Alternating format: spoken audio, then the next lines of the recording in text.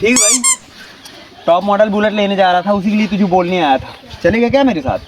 अच्छा, top model bullet लेने जा रहा है। हाँ यार, सोच रहा था इस मंथ निकाल लूँ। मेरा दोस्त आ रहा तो उससे मिलते हुए जा। हाँ भाई, 2 मिनट के लिए आएगा क्या? ठीक, ये आ गया। और भाई? बढ़िया भाई। और भाई? बढ़िया भाई। ये मेरा दोस्त विक्की। ठीक है, चलता हूँ भाई। ठीक भाई। वैसे मुझे क्या के लिए बुलाया? वो मेरा दोस्त जेपी है ना, मेरे साथ ही पढ़ता था। आज टॉप मॉडल बुलेट लेने जा रहा है, हम नहीं ले पाएगा। ऐसा क्यों? तेरी शक्ल दिखा दी ना, पनौती है तू। हेलो, हाँ भाई, कहाँ? यही नुक्कड़ पे?